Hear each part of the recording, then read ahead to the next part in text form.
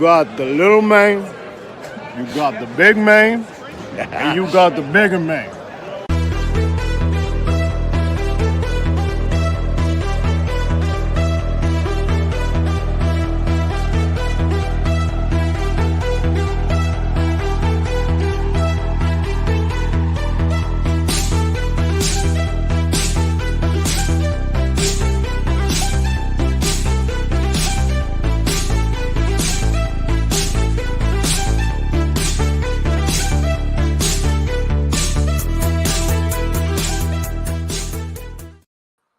Hey, everybody. It is Kellen Nitro for Nitromaniac TV's a Wrestling Unlimited coming at you with another Nitros Take Live, another classic Nitros Take Live here on the channel. I'm going to joining me tonight, as always, is Mr. TL joining me. How you doing tonight, sir? Oh, hello, Stone Cold. Just sitting back. Jammed my toe the other day on the sofa. Got infected, so I've been soaking it for a while. Mm-hmm. And of course, as always, when we go classic, when we go retro here on the channel, we got the one and only CraigPFraser joining us as well. And I can only imagine after the hiatus that we've had here and our first show back from a bit of a summer break, what he has planned for his reveal. And yeah. Oh, yeah! Oh, it doesn't work that good because I have the background effect on, but I'm using a lightsaber. What the hell just happened? I think we got Kool-Aid, man. Oh, baby. It's just a burning light here. Oh, okay. That doesn't work. Hang on a second. Bear with me. I got to fix this. Oh, man. Well, folks, welcome to the stream where we talk classic wrestling, and we're going to talk some current stuff here too tonight as well, just because at the beginning of the month we all three were able to go check out All Elite Wrestling's Dynamite tapings back on July 5th in Edmonton at Rogers Place. So we went and we shot a little first reactions video here. I was going to save that for perhaps maybe end of the show or whatever to go out on and that stuff and everything. But if we can elaborate more now on our thoughts, even from back then, if we can remember, or actually, to kind of, this actually would make more sense if we do it this way. I'm going to show the video now. It's about 90 seconds or so. And you guys can, I guess, take a look at that and see if you still feel the same way about the show. So here we go. This is our first impressions, literally seconds after the AEW Rampage taping wrapped up. It was for Rampage 100 and Dynamite from Edmonton on July 5th. So here we go. Hey everybody, it is Kellen Nitro for Nitromaniac TV's Wrestling Unlimited. We got Mr. TL with us on that side, and joining us is the Big Bang. And yes, we're in person. We just checked out the Dynamite and Rampage tapings happening on July 5th, 2023 at Rogers Place in Edmonton, Alberta. TLU, what did you think of the show? Not bad. And I didn't see Bonesaw. Pissed. There is no Bonesaw. There is no nothing. So, ladies and gentlemen, I thought it was a great show, a great afternoon and evening and entertainment. The next one for me is on my way to Calgary here, where it's going to be probably about 6 or 7 freaking hours long for Collision and Ring of Honor and that stuff. So, but hey, some great stuff. You guys will enjoy everything on Dynamite and on Rampage. Some great stuff on that as well. So, hey, he loved it. You got the little man, you got the big man, and you got the bigger man. And we all checked it out. So, ladies and gentlemen, that's it from here. Great show. Go check it out. And favorite match? Get back to me. Favorite match? Favorite match was the one where the guys won and the other guys lost. All right. Well, there we go. My favorite match of the night was the 6-man opener for Rampage there with the Hung Bucks versus Dark Order. I thought that was pretty good and pretty entertaining for sure. So, all right. That's it. Kellen Nitro, Nitromaniac TV, signing off. Mr. TL, and Oh, Craig. We'll see you next time. Later, guys. So there we Craig. go. Yeah, me. Chewing gum like an idiot. So I had to make that one quick because I think security was ushering people out of the building at that point. Okay, so Everybody had left, as you could tell by that point. So yeah, but there was a guy that was just wasted. That was, he was gone. He was trying to get down, and like I remember because you were filming that, and like when I'm not on camera, I'm just like looking at this guy because the security guy, poor guy, he's trying to tell him to leave, and this guy's just like he's dumb drunk, so he's like, "Fuck you, you fucker." And I'm like, what are you? They're cleaning up the ring. Go out, leave, drunken schmuck. Like, it's just this wrecked dude next to us. It's the Ferris Bueller thing. Let's go. I saw it a little bit differently. So the security guy was a very small guy, but he was very assertive because he had security written on his chest and everything else. And the guy was one row down from us. And I too was looking at him when we weren't being filmed, which is hilarious. And he wanted to get closer to the ring, and the security guy's like, "No, please leave. Please go up that way." Yeah. And the guy's like, "You don't have to be so rude about it, you know." Yeah, I'm here like everybody else. I paid my ticket, so like. Yeah. He's like a drunk redneck dude. He's like, well, fucking, you know, like, fuck, buddy, I can fucking come down here, eh? Yeah. Right, but he had the bobblehead going too. Fucking, you know, fucking paid my ticket to come down watch the match. So I should come down to a ring, you know? Yeah, right. You know, I paid my ticket like everybody else. You ain't going nowhere. I got you for 5 minutes. 5 minutes. Actually, 3 minutes. Playtime. Exactly. So, that's all right. So now that you've had a month to stew on it, what was your favorite match of everything there, Mr. TL?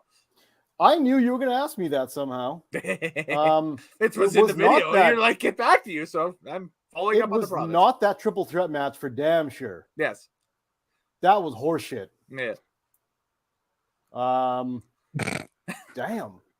What the hell was my favorite matchup thing? I mean, we had the weird tag team match with Keith and Swerve versus Cassidy and Darby. Yeah. Right. Yep. The main event, which had Omega. Yeah, and Yuta. Yeah, which I didn't like. Yuta. Oh, wait. There was a girls' match on Rampage. It was like Hikaru Shida and she used to be one of the horsewomen. Oh, what's her name? Shafir. Yes. Marina Shafir. Yeah. I guess that's my favorite match, but it doesn't mean it was good. Yeah. That was a good match. That was really good. Yeah. And also pointed out the seats that we had for Dynamite were not the seats we had for Rampage. No, yes, we got into what I later found out because I had the press credentials. Thank you very much to my work for giving me those. Those were the press seats. So that shows you how much press showed up to the event. Was so zero. We just walked in. Yes. I was the only guy that got credentialed apparently for it. Yeah, I also was the only guy that got credentialed for Calgary as well too. I could elaborate on that a little bit. So. Well, for those who don't know, if you go to a live show, the middle section where the camera is, there's nothing around it.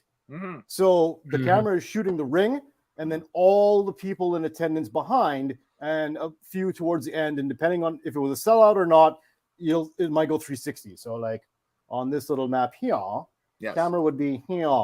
Yeah, that is Rogers, by the way. Here. Yeah, nobody's sitting there. It's kind of weird to see, but you're like, for the production of TV, because like I'm used to seeing wrestling on TV, it makes sense. Like when those guys are like, oh, like it looks like they're looking out to the camera in the audience and they're doing their like pose. Yes, like, you need it to nobody. Exactly, they're doing it to the camera and for the camera. Yeah, and you want to plaster the people all on that far side so it looks like the building's full, but it's really not. But funny enough, through Dynamite, a few people started to filter into those empty sections, and no one was stopping them. So we're like, "Hey, Dynamite, let's just go down as low as we can." And boy, did we! Yeah, that was like right down there. That was like my one buddy Trevor that we ran into in the hallway there and that stuff. He's like, "What? You guys are leaving already?" He's like, "No, we're moving down to better seats down closer to ringside because they open." And he's like, "Oh yeah, okay." And so yeah, it was good. Yeah, definitely. Yeah, and I ended up I'll elaborate a little bit as I'm looking to try to find the overlays of the stuff from Calgary, and I'll talk quickly about Calgary as well because Morehouse and I made the trip down to Calgary, which was phenomenal. But I feel that AEW the shows to me weren't as tight and snappy as WWE TV is. Not even close. And it just to me, it kind of dragged down a little bit. Like you go to a Raw or SmackDown taping, that is tight because there's in-arena stuff happening. They're giving stuff away. There's the DX cam. The DX cam. They're doing the t-shirt cannon. They're doing you name it. They got entertainment going on in between where there's breaks between the matches and when it just goes dark and silent. And in AEW, they just have Dasha in the ring talking to kids and looking for who has what signs, and you can barely hear her.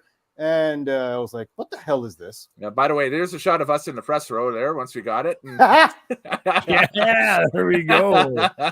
I wanted my Trinidad flag to go right all the way down to the bumper zone in the front row so someone can hold it. I've seen the guy that you're talking about now. I had no idea who you were talking about, but I've been watching this guy on Raw the past 3 weeks show up, and he's probably going to be at SummerSlam too, coming up next week. Everything, every pay-per-view, every TV event. Yeah, he is there with his Trinidad flag in the front row, along with the green T-shirt dude.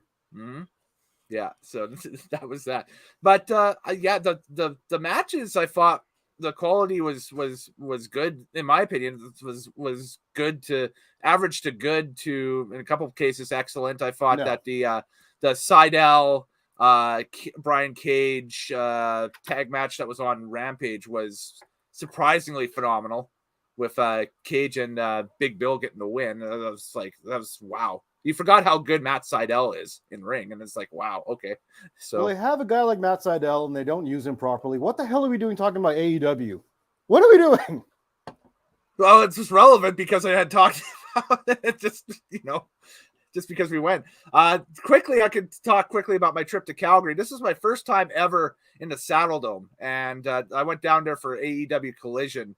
Of course, that was the big Owen Hart Cup final night where I saw Willow Nightingale defeat Ruby Soho on the women's side, and Ricky Starks upset CM Punk on the men's side for the Owen Hart Cup. And both matches were good, but both paled in comparison to FTR versus Bullet Club Gold, the 2 out of 3 falls match on Collision. If you haven't seen it, go out of your way and watch it. It is probably going to be up there for tag team match of the year. A solid hour of awesomeness, a great match. All 4 guys. You forgot how good Jay White is in the ring. Jay White is phenomenal in the ring. If he can hang with a team like FTR, amazing stuff. And same deal with Juice Robinson. Just forgot how good those 2 guys are. And yeah, so I think the arc is they're going to make the Bullet Club kind of the middle card to upper middle card heel faction now on Collision if they're doing the brand split thing with AEW. But that is one of the best tag team matches you could ever watch. It was my favorite match I've seen this year, bar none. It's right up there in terms of tag team matches of of this decade. I would say it's right up there with FTR versus the Briscoe brothers. So those 2 are like 1A and 1B of best tag team matches of this decade so far. Yeah. And yeah, it was great from where we were sitting, which was kind of a little bit higher up in the Saddle Dome. It was my first time into the Saddle Dome. Isn't it old and musty and gross? Scary building. It's stupid in there. Yeah, it is. The only time I've been to the Saddle Dome, I went with my cousin. She's from Vancouver Island, and so she's a Canucks fan, and I'm a Leafs fan. But we were in the Saddle Dome, and so we're both in there because we went to see Mumford and Sons. And the only place she could get tickets was Calgary, so we met in Calgary, and her friend came with her, and we went into the Saddle Dome, and the entire time her and I are just looking around. They're like, "What a stupid building!" It's dumb. They're like, "Why would you make the roof a saddle? Fucking morons!" So because they've done that, it's a giant oval, but the problem is there's weird corners in this building where you can get lost. We were up on the second level. I'm trying to go to the concession down on the main level, back up to my seats in the second level, and somehow I end up in a corner going up into the press box somewhere, and I'm like, how did I get up here? Like, what's going on, right? And then even another thing was going to the washroom there. You go in there, and literally the men's can in the washroom has 8 urinals and 3 stalls. The problem is one of the stalls is in a hideaway dark corner, and I'm like, oh yeah, I can only imagine what happens in here. This looks like a transit station bathroom. And so you look at it, it's like, I think I'm going to hold on to it. Thank you very much. I'll wait till I get back to the hotel. I was on the second level once. I was looking for a concession. I went down the one side. And I opened up a door because I was like, "What's in here?" And it was just Daryl Sutter, and he was sitting there, and he's like, "What?" And then I shut the door. He lives there. You know what? That's funny you mentioned that. That is funny you mentioned that. On the way into Rogers Place, when we were going to watch the show, I ran into Holland, the guy for the GM. Oh, really? That's right. Okay. GM of the Oilers, Ken Holland. You ran into Ken Holland on your way into the Yes, facility. I looked at it. I'm like, that looks like Ken Holland. That's Ken Holland. I said, hello, Mr. Holland. And he's like, hey, how you doing? And he stopped as if I was going to stop with him, and I just kept going.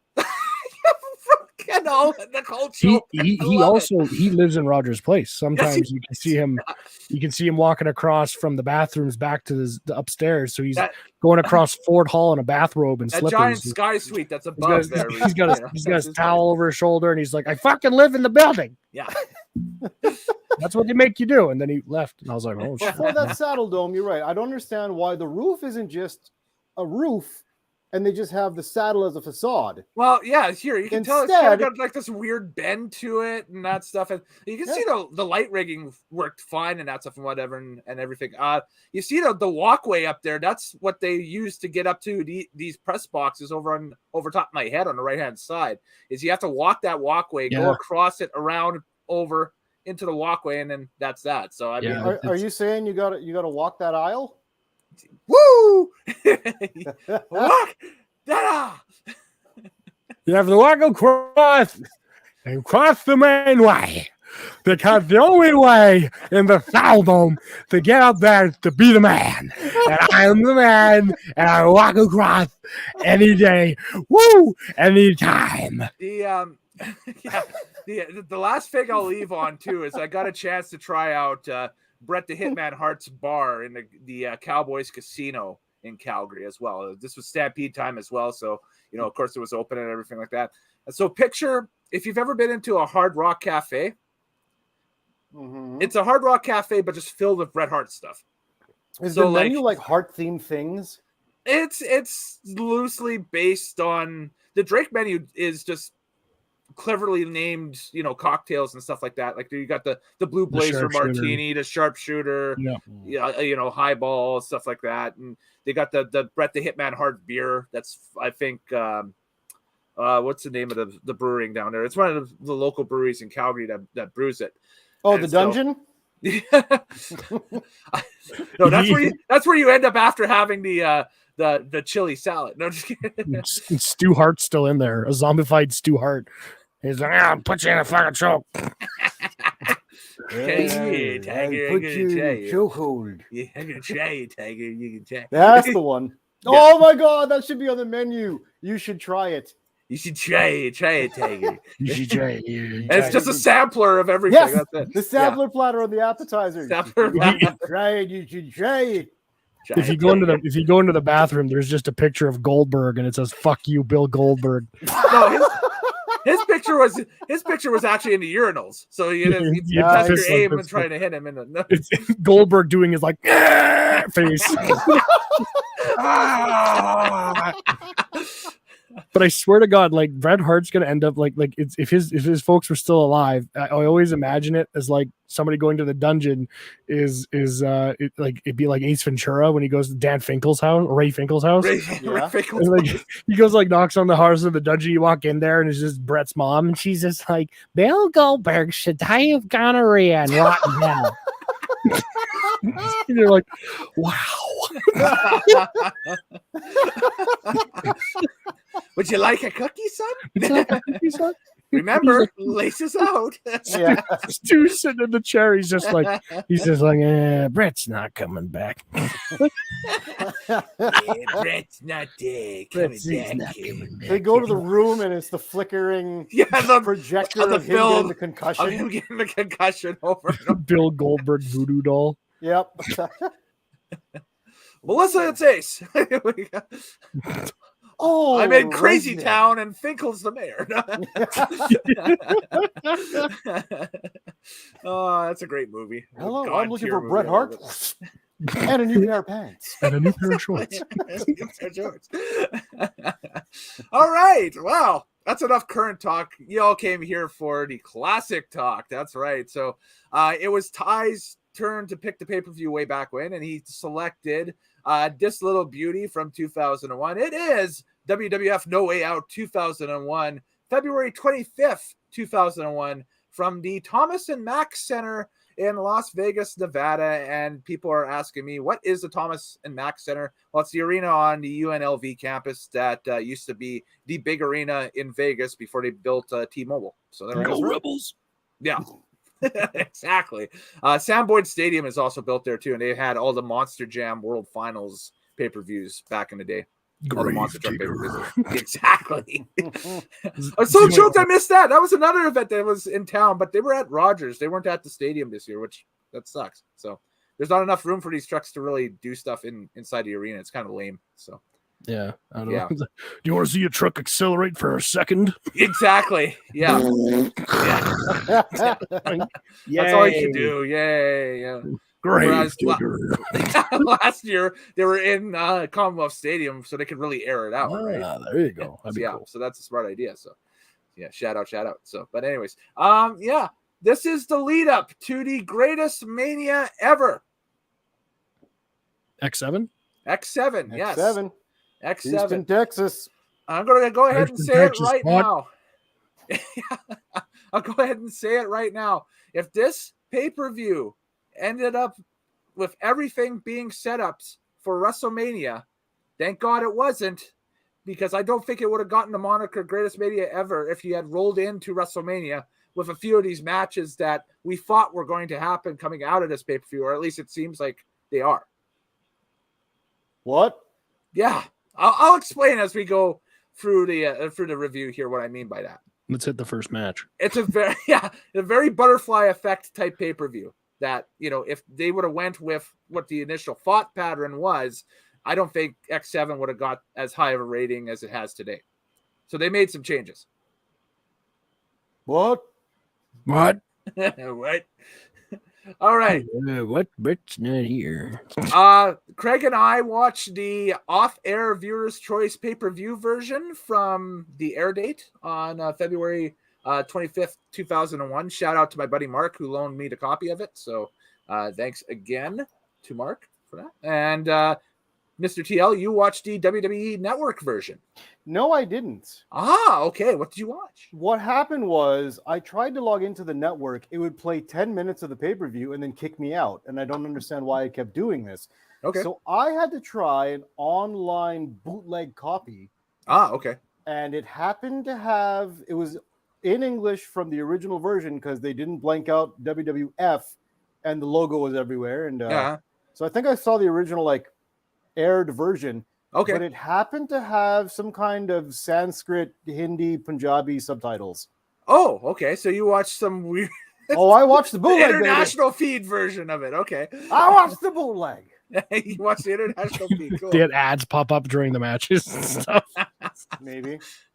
Maybe. And but I watched the version that I couldn't see the network one. You should have wrote down what ads popped up during just for what and what they were.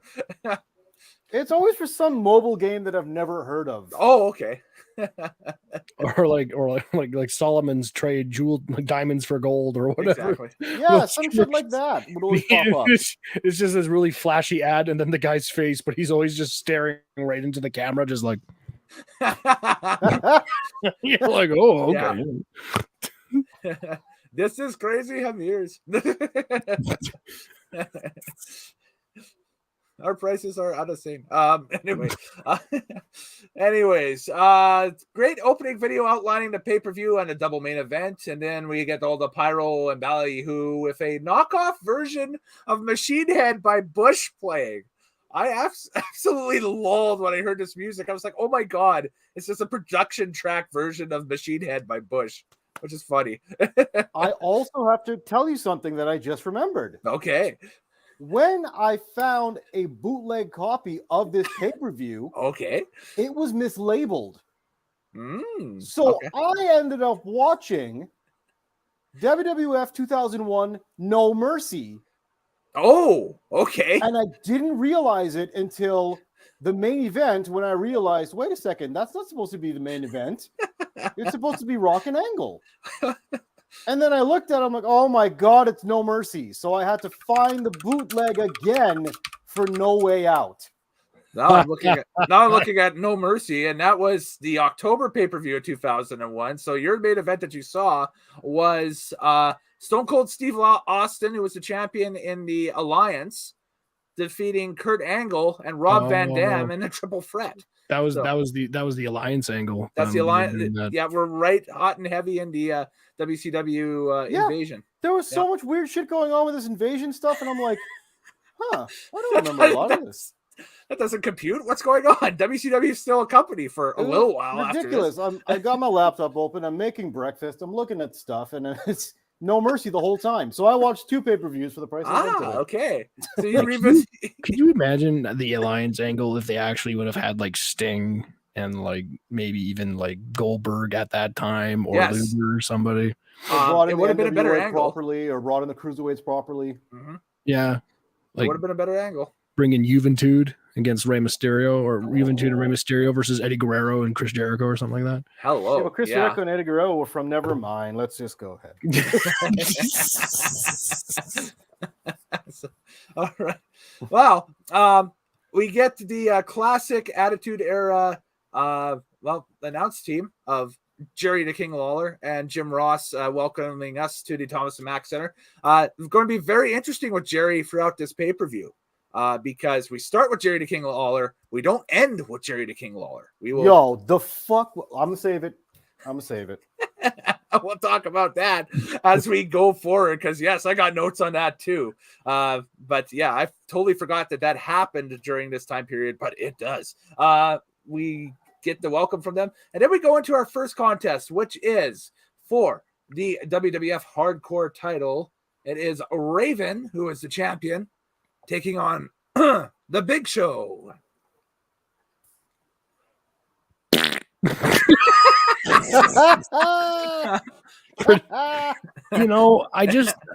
I was watching even just this month after I had watched this pay-per-view. Yeah. Because I remember watching this match and I was kind of like, it's an opener, like doesn't get me hot and heavy about it.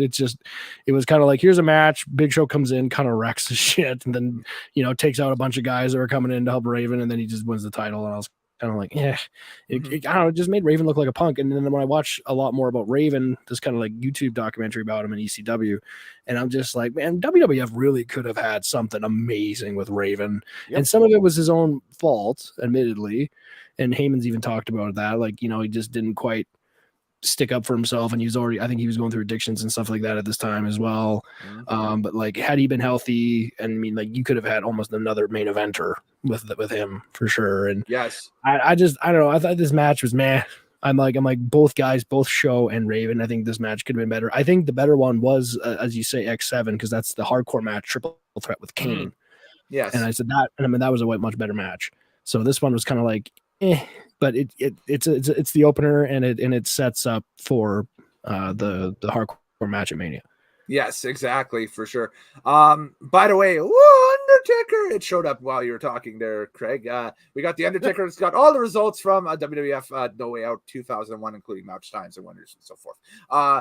Yes, this match is, the runtime on it is only about 4 minutes. Yeah, 4 minutes and 20 seconds. 4:20, go figure. It's just a setup, hardcore goofiness. I don't think it should have been the first match. It's kind of just really just put out there, and then it makes Big Show look like some unstoppable monster at the time. Like, it's like they're giving Big Show a massive push off of this.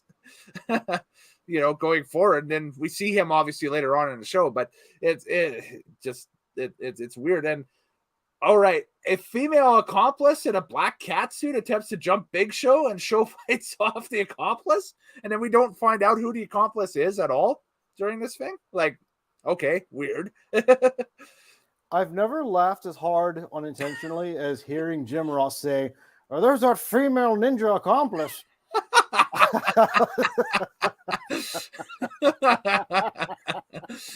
Just so nonchalant, like that's a real thing that could happen. Yeah, that female ninja accomplice will jump in there and boom her sooner. Excuse me for 1 second here, folks, but I'll throw this out here and then I'll come back quickly. Let's also go to TL. Would you have put this match on Heat? Because it kind of has a feeling of a prelim match that kind of forgot its place. Well, I would have done is put this match down on a piece of paper, showed it to everybody, given them opinions about why we've opened with this match. Then I would have crumpled the sumbitch up, lit it on fire, and walked the fuck away. Because this was booked awfully. Just terrible. You have endless run-ins from absolute nobodies. Crash Holly comes in dressed as a janitor and takes a bump in popcorn. What the fuck was this? You know what this was? Yeah. I'll tell you what it was. I'll answer my own question. I'm going to do the Kevin Hart. That's right. I'm going to answer my own question. Bow, big, bam, Bigelow. That's what happened. Is that? I thought it was Spike Dudley, but anyway. Quintessential early 2000s WWE hardcore wrestling. This is exactly what it was. It was chaos. It was nonsense. It was bullshit. Mm-hmm. And people genuinely didn't give a fuck. Mm-hmm. If you, for some reason, needed to keep this match on the card, this should have gone in between the Stone Cold match and the main event. Mm-hmm. Because it would have tempered the crowd down a bit. Mm-hmm. Because as we saw, when a certain something happened instead, when they put that match in, the crowd went up for it. Yes. Because it was a sign of the times of how stupid people are. Mm-hmm. Mm-hmm. Yep. For sure. Yeah. I almost think Vince McMahon was like booking hardcore matches like this to like make fun of ECW. Because I'm pretty sure at this point, already purchased the company. And he was I think it was, but it was also to kind of people dug the hardcore stuff. Yeah. On WWF, they thought it was very quirky and it added comedy to the show for whatever reason. So, and I mean, like that was they're still competing. They don't know what's going on the other side at this point. They have no idea that WCW is about to pack up shop in about 3 weeks. You know, they're going to make the purchase, obviously, and that stuff. But at this point, they still think Fusion is going to buy WCW. That was the group that Eric Bischoff was heading up and that stuff. So the Fusion stuff doesn't fall apart until I think midway through March. This is still end of February here, and so WWE is still trying to hammer their greatest hits basically to WrestleMania. Their big focus right now is booking the road to WrestleMania and trying to get the last pay-per-view before WrestleMania. This is the last pay-per-view before WrestleMania, and this is also the last what they consider the last head-to-head pay-per-view with WCW, because WCW puts out their final pay-per-view in the middle of March, and then there's no other WWF pay-per-view until WrestleMania, because this is the go-home show to WrestleMania X7. So, and funny enough, go ahead. At this time in WCW, I mean, you're already dealing with like Vince Russo as champion, or what's his name, David Arquette. David Arquette. Well, that has happened. Yes, yeah, that's already happened. Yeah, that has happened. Now you just got to have a bunch of veterans with a bunch of expired contracts, or not expired contracts, but a bunch of contracts with guys that have unreasonable creative control that have decided to write themselves off the show and just collect money sitting at home. Yep. And Kevin funny Nash. enough, Hulk Hogan, Kevin Nash, Scott Hall. Hey, yo. Yeah, exactly. Hey, yo. Right. Hey, yo. When it comes to a bad guy, that's mine. When we do drunk Ric Flair, that's you. Hey. Oldest right, longest right. That's why you gotta walk that out. All right. Hold on. I was gonna say was okay. Funny enough, watching No Mercy by accident, the opener there was Lance Storm with Ivory. Yes. And the Hurricane with Mighty Molly. Yep. versus the Hardys with Lita. Yep. Hardys with Lita. Hardys with Lita. So, yeah. And guess what belt that was for? The WCW Tag Team titles. Got it. Got it. You know, from that, I should have clued in. I was watching the wrong pay-per-view, and yet I let it continue. My DMs are open, TL. You could have messaged me and just say, hey, does the pay-per-view I wasn't half paying attention. I had hash browns on the go and some bacon, you know? The sexiness of the bacon. Yes, I understand. You can't say no to bacon. For sure. All right. Well, what should have been the opener, I think, is this next contest. We really don't miss much in between because it's still pretty action-packed. We got a Kevin Kelly interview with Kurt Angle. Basically, Angle saying, I'm the champion, I'm going to retain, blah, blah, blah, blah, blah. And then we go into Fatal 4-Way for the Intercontinental title at the time. And I hope I don't get docked for this because it does involve one Chris Benoit. Chris Benoit, Eddie Guerrero, X-Pac, and Chris Jericho for the Fatal 4-Way for the Intercontinental Championship. This runtime for this one was 12 minutes and 17 seconds. And it ends up with who gets the W here? It is Jericho. Jericho puts, exactly. So Jericho gets the W and will retain the Intercontinental title going into WrestleMania. And this should have been the opener. This was high impact. It was awesome. You're feeding off of the Jericho-Benoit match from a month prior at the Royal Rumble, which is one of the best matches in Royal Rumble history, the ladder match. And doesn't exist, didn't happen. Well, yeah. I mean, for us hardcores, yeah, I guess it did, but to WWE, it's to WWE / WWF. Jericho wrestled a ladder. That's all that happened. or that's just the Rumble that Austin won again for his third Rumble. That's it. Yep, and Jericho wrestled a ladder. Nothing more to see here. Everyone else is on vacation. And I mean, we discussed this on the channel. If you go back to my Royal Rumble 2001 live stream that I did about a couple of years ago or so, it's one of the highest viewed videos on the channel with Morehouse, and we discussed kind of alternative plans and that stuff that they would have had for people coming out of that Rumble and that stuff, and how different X7 would have been following that, let alone this. You can go back and check that out on the channel. But this is a great contest, and it's also kind of a sad one as well, because this is the last time we will see Eddie Guerrero in a WWF ring until the middle of 2002 when he comes back. He is let go for his personal demons and that stuff shortly thereafter, and is not on the WrestleMania X7 card at all. And he overcomes his demons and does come back for his final run in WWF, or WWE, I should say, in 2002, which is the run that everybody knows him for. Basically, his most famous run from middle of 2002 onto his unfortunate passing and the fall of 2005. But this is the last time we see Eddie Guerrero. So I basically call it pre and post mullet. Yes. Yeah, he has the streaks. He has the blonde highlights when he comes back. Yeah, but the mullet's kind of gone. The mullet's gone, yes. Yeah.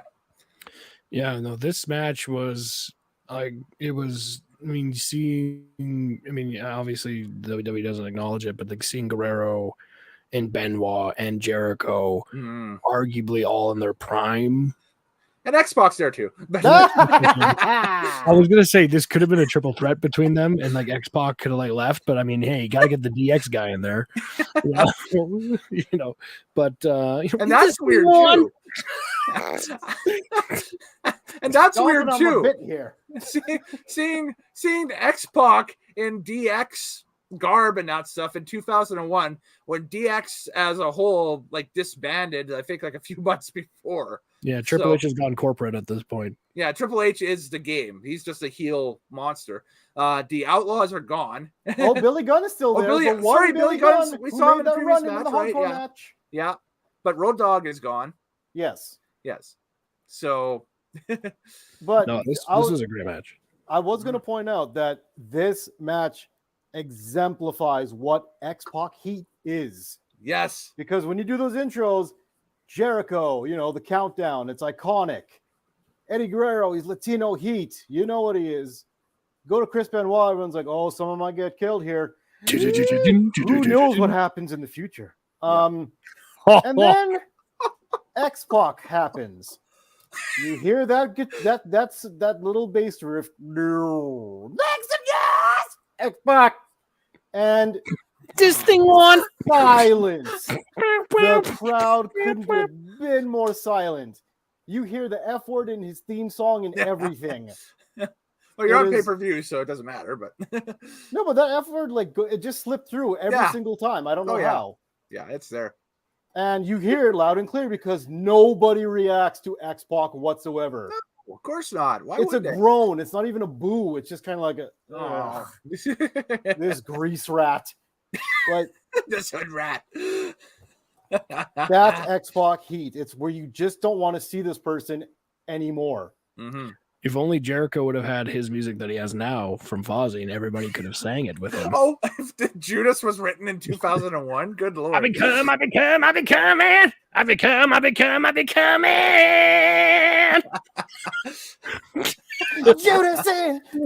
in my mind. Oh, that was interesting. But... It was. A little bit, yes.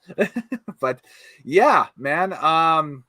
This was a high impact opener. I did enjoy the pacing of this. The finish, by the way, is Benoit nails the diving headbutt to Eddie.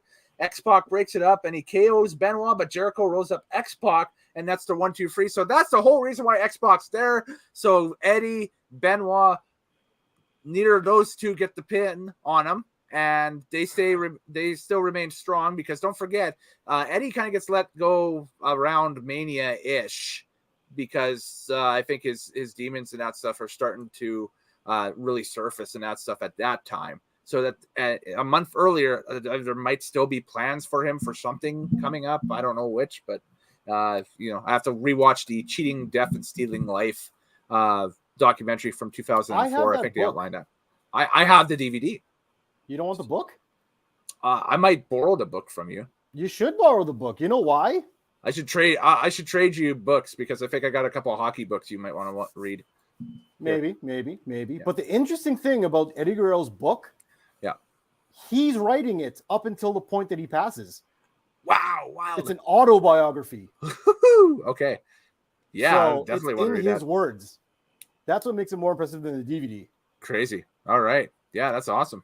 Oh, yeah. By the way, as for this match, solid stuff. All of these guys become main eventers in a couple of years, if less. Well, X-Pac kind of except for X-Pac. Well, I mean, he becomes a main eventer on every indie he shows up at, so he can smoke meth.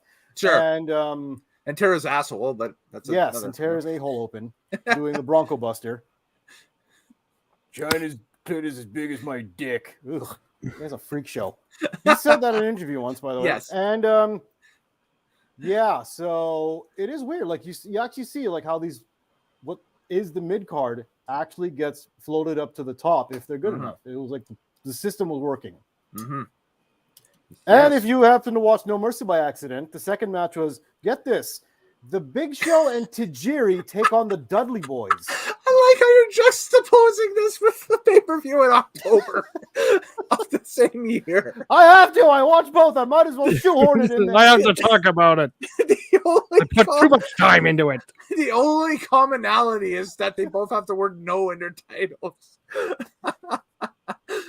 Like, how many times would have JR had to been like, well, welcome here to No Mercy? They didn't say it once. They didn't say it. Did the sudden focus on American patriotism tip you off? Because don't forget, No Mercy's right after 9/11. So. Right after 9/11, yeah. They didn't mention it. They didn't mention it, and I heard No Mercy, no way out. 9/11 was the first Chris Benoit I was talk about it. Jesse Ventura's warming up with conspiracy theory. Oh my God! Here we go. Well, you know where I was on 9/11. I was in Minnesota. No, you weren't. Yes, I was. You don't know where I was. You tell me where I was. In the mall. Did you know the CIA at that time in 2001 had a secret project called the Baaaack Beef Project, where they were using beef protein getting out of the dumpster at Arby's and using it to create reanimating dead people. As a matter of fact, in 1988, no, they didn't, Jesse. Jesse, yes, that they never was. happened. Well, you tell me where I was back then.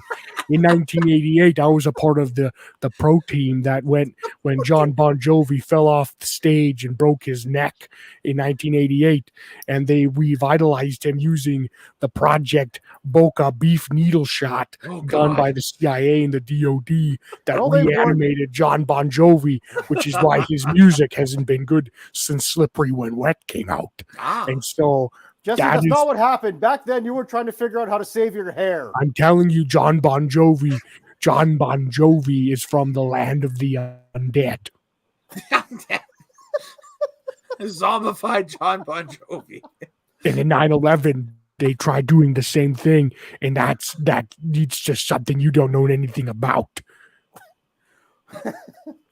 You were taking patty cake lessons.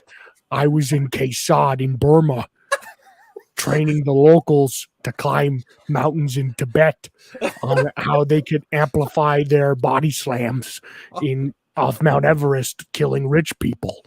That's why there's so many dead bodies on Everest, is because they were getting body slammed by their Sherpas. Because I trained them. I trained them myself. I was doing that training so I could wrestle Bob Backlund inside the Spectrum for an hour. Bob Backlund's not real. He's a hologram. Developed by the DOD with French intelligence. Oh, for God's sake. Could you imagine? Yes, we have created the Bob Backlund. I never said that. I never said. You tell me what I said. You're such a patriot. You're such a patriot. Now I'm in the Baja. The Baja. I live in the Baja. I live in the Baja. I don't live in the continental United States anymore. I have 500 wild dogs that are all under my command. Oh, God. 4,000 gallons of potable water. Potable water and a silo full of tortillas. I have a bar down at Devil's Beach. Well, they make the best fish tacos. The best fish tacos. And in Devil's Beach, the place is called Jesse's Baja Ranch Deluxe. Now at Arby's, you can get the triple ranch house, cheddar double smoked arugula burger for only $14.95 as part of the Project Baaaack Beef Brilliance from the CIA. The same program that reanimated John Bon Jovi. Oh, man. Crazy. All right, round of applause. Yeah, there we go. That's a hell of a tangent pull right there, but it did happen. And that's what happens here on the classic Nitro Steak Live here on Nitromaniac TV. So that's what we're here for, baby. That's what we're here back for. To a No Way Out 2001 / No Mercy. It's not, no. Backstage, Triple H is getting ready for the Free Stages of Hell. We see him getting ready. Vince is backstage with William Regal. Says the whole Stephanie and Trish match is his idea. Vince says you'll know exactly what to do. And William Regal obviously says, yeah, he nods and says, yes, I know exactly what to do. Vince leaves, and then he's like, I have no idea what I'm supposed to do. I don't know what the bloody hell I'm supposed to do. Exactly. Which is every employee of every corporation has ever absolutely, I got it. Yes, I have it. And management leaves the room, and you sit there for 20 minutes wondering, I don't know what the hell I'm doing. The only thing that could have maybe made this better was if Lord Alfred Hayes was outside the room just trying to peek in. Just knocking on the door. Oh, that's SummerSlam 92. This is Craig's bit, so I mean, Lord Alfred Hayes, the English dude at SummerSlam who kept trying to listen in to see if Ultimate Warrior was there with DiBiase. Yes. So Vince McMahon has just left the quarters of one William Regal, and he says, you must know what to do, you damned villain, you confounded. And William Regal was like, bloody hell, I have no idea what I'm doing. God damn it! Finally, Stephanie, Stephanie, take this down. I am so fucked. I have no concept of what I'm doing. So as we sit here, we wait, and apparently Vince McMahon is quite angry because his girlfriend Trish Stratus is engaged in a feud with his daughter Stephanie McMahon Helmsley. And it is quite a right kick in the pants, it is, and you must deal with this problem head on. Well done, Sir Darrell Hayes. Let's go back to the ring. Thank you. Cheerio. Cheerio. All right. Well, we just jumped right into. Well, first we have a commercial break. We have WWF hyping the restaurant in New York, WWF New York, which is now the New York Hard Rock Cafe off of Times Square. Busta Rhymes makes an appearance. He's in WWF New York hanging out, and Test is there too. Says we will see who is the biggest trash bag hole in the WWF because he has history with both Stephanie McMahon and Trish Stratus. So, oh my God, I just mixed up the segments. In No Mercy at the restaurant, it was Spike Dudley. That happened at the exact same place too. Same placement. Well, that's because there was a time difference at the same time that No Mercy was happening at the exact same time as No Way Out because of a wormhole created by the CIA.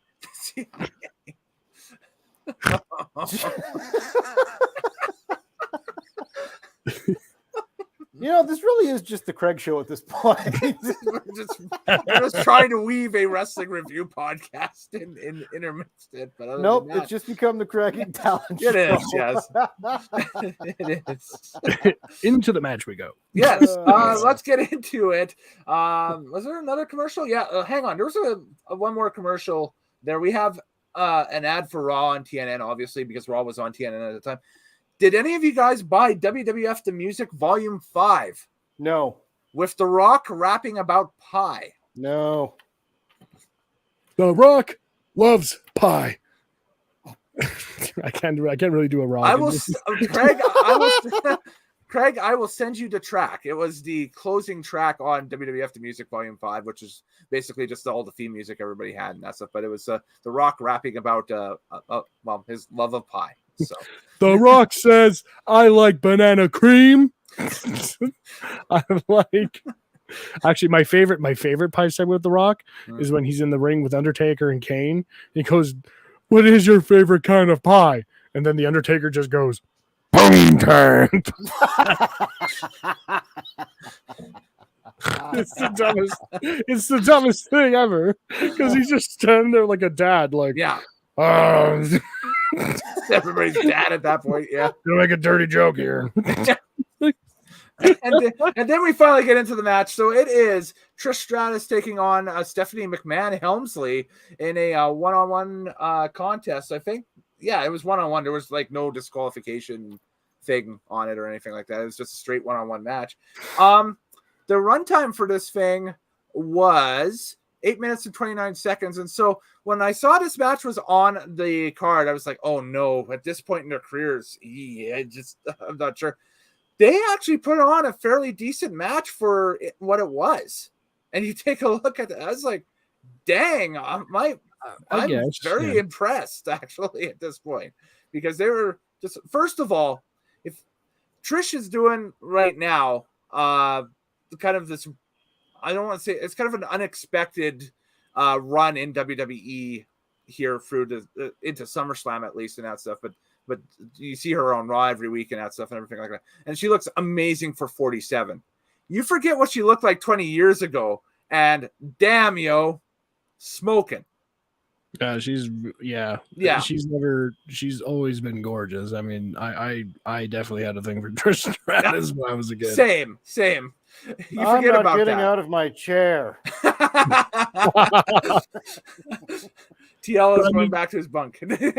I just, like Stephanie, like I think an argument can be made, like Shane has come in as kind of like a niche wrestler where it's like, if Shane's coming out for a match, he's going to do some kind of crazy stunt. To his credit, he does it. He'll dive off a cage. He'll get flipped through a barricade. He'll do the coast to coast. But I don't think Steph has ever been maybe good in the ring. I mean, as a valet, as a manager, as like the GM, as like the heel, like authority figure, phenomenal. Like really, like honestly, to almost like nobody can quite be Vince, but like I really think she's been a part of some, like when she was doing the whole thing with Triple H for like the Daniel Bryan run, you know, like she was terrific. It's like you hated her, like she had that heat where like she'd come out and people were like, oh, fuck off, Stephanie, because like you knew she was coming in to screw some shit up, and I feel that like she's just, you know, at this time, I mean, obviously women's wrestling was still seen as just like, well, how big are your boobs though? You know, like exactly right. Like we don't care about Luna Vachon, we don't care about Alundra Blaze, you know, we just want some, you know, we want Terry Runnels and Deborah to run out there and look sexy. Funny you mentioned that. Over at No Mercy, this match was a bra and panties match, lingerie match between Tori and Stacy Keibler. Anyways, I was gonna say, like, you at this time, you lingerie match, yes, you had Lita and Molly Holly in the back at this time in 2001, and Trish is obviously still Trish, and Ivory comes out later on the show, but that's the thing, you could have had a really good match here, but of course this whole thing is about Vince McMahon's daughter versus his friend, interest, his side piece, his side piece, yeah. Like, hey, my daughter, fight the woman I'm having an affair with on your mother. It's almost like a Grand Prairie special match. I'm just like Grand Prairie special. I don't know. I mean, you're looking back on it, and it's like it is what it is. Like the match, you're right, Kellen. I think the match was all right, but it's I'm thinking, I'm like, it's just a shame because I think back and I'm like, you know, there was some great female talent they had on the rosters, and like you could really, I don't know. But it exceeded my expectations, but it's still not great. Well, remember, it's about the storyline, and none of the girls have any storylines going at all. They're all just either valets or they're just stuck in with a different group or faction. They're there to fill time on Monday nights, basically. Well, sort of, but they don't have. There's not even women's matches at all. They don't have, those don't happen on Raw. They're just in segments and they're just used as like set pieces. Yeah. And sometimes they get out there and they fall on top of each other and like push their bodies together, like and roll around and then you know, Lawler's like puppies, and then it's just guys in the stands are just like, oh yeah, and I'm like it just, I don't know. I look back on it, I'm like kind of what could have been for like storyline, but this was just a match. That's hindsight. Like, it's hindsight. 2020, it is hindsight. Now we have the luxury of having actual women's matches in divisions, and sometimes they're better than the dudes. Yes. Back then, this is the first women's match you probably get to see in months. Yeah. Yes. And it happens to just be centered around the storyline of my daughter and my side coochie. And so look looking back at this. Yes. Trish is not the Trish that we know now, who is a Hall of Famer and is having a resurgence of her career that unexpected, you know. Well, I didn't expect it this year, that's for sure. Yeah. She still looks amazing, by the way. 47, by the way. Yeah. Incredible. It's amazing. But back then, she wasn't there yet. She was just learning how to take bumps, and that's what she did in this match. Stephanie McMahon did awful offense, terrible offense, and Trish Stratus took bumps. And that's the ebb and flow of this match until Regal comes in, and he's kind of conflicted as to who's actually win this match. And eventually, how did this end? He put somebody over top the other one, whether so dead. William Regal runs down, jumps the ref, puts Trish on top of Steph, but also puts Stephanie's leg on a rope for 2. Regal then takes out Trish, and Stephanie nails the 1-2-3 because Trish slapped him in the face, and so he threw her into a wrestling move and then put Stephanie on top. Exactly. And then McMahon after was all like, "What the hell was that?" Yes, Vince confronts Regal, berates him, says he wants Regal on Raw, and Regal and Steph will take on Vince and Trish the next night on Monday Night Raw. Which I thought was hilarious because like Regal's a very seasoned wrestler and he's supposed to be scared of Vince McMahon in a ring. That was so dumb. If I was Regal, I would have been like, oh. Well, in reality, like William Regal would like pull Vince's arm off and just, like throw him outside of the ring because like he trained with like Fit Finlay and like all these guys back in England. Like he was a shooter. Yeah. He's a real catch wrestler.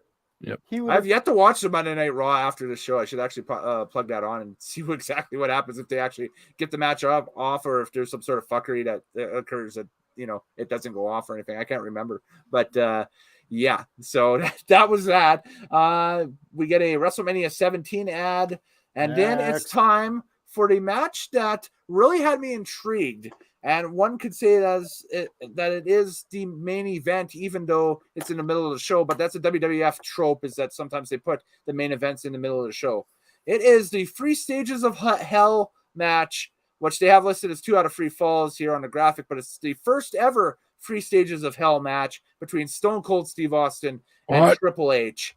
And this is an incredible near 40 minutes of storytelling, of action. How it breaks down is Fall 1 is a singles match under normal rules, which was won by Stone Cold Steve Austin. Fall 2 was a street fight, which was won by Triple H. And then Fall 3 was the steel cage match, which again was won by Triple H for a total runtime of 39 minutes and 26 seconds. And that was my first surprise, Mr. TL, is I thought, okay, Austin was winning everything leading up to WrestleMania X7. He loses this match to Triple H. And I'm like, what? My jaw hit the ground. I was like, is this a dusty finish at the end of it? I'm like, no, that's how the match ends, is he loses to Triple H. And I'm like, so off of that, you'd think Triple H and The Rock would be headlining WrestleMania because all of a sudden the number 1 contender got knocked off the perch, but it doesn't really end up going that way. It's Triple H and The Undertaker at Mania and Stone Cold and The Rock again for X7. So, which is the right call. Which is very much the right call, as it ended up being. But didn't Triple H blow out his quad before WrestleMania? Or was that after? No, it was after WrestleMania. We're thinking more right after King of the Ring that happened. So, okay. Mm-hmm. But yeah, this match is pretty good. Pretty good. What's funny, I don't have any notes on this match other than while I was watching No Mercy, I thought, like, holy shit, Edge versus Christian in a ladder match, and then we're getting Stone Cold and Triple H? This is the greatest thing ever. That's not what happened. No. At No Mercy, it was Edge and Christian in a ladder match against each other. Yeah. And this one, it was Stone Cold and Triple H. And yeah, I don't have many notes on this one other than... But you've no doubt have seen this 3 Stages of Hell match before. Like, it was a match that was hotly talked about in 2001, and then it was up for match of the year in a lot of publications and that stuff. Now remember, back in the day when these things were happening, and I was a kid watching and loving this stuff. Well, I meant subsequently after. It didn't have to be the same year. It was later on down the line. But when I was a kid, and I was watching this stuff live as it happened. Right. I was way more a fan of what was going on between The Rock and Kurt Angle. And I have never liked Triple H. Mm-hmm. I've always, and to this day, think he's overrated, but as a wrestler.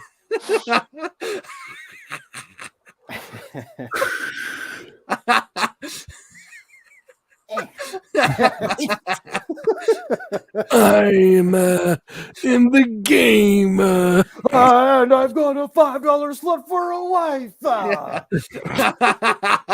The Rock says, know your role, jabroni, and shut your mouth. Anyways. When that all went down, I was picturing Craig as doing the Triple H impression. And for whatever reason, I thought you were doing Marvin the Martian, Mr. TL. And now I want to see a Triple H versus Marvin the Martian confrontation. That would be amazing.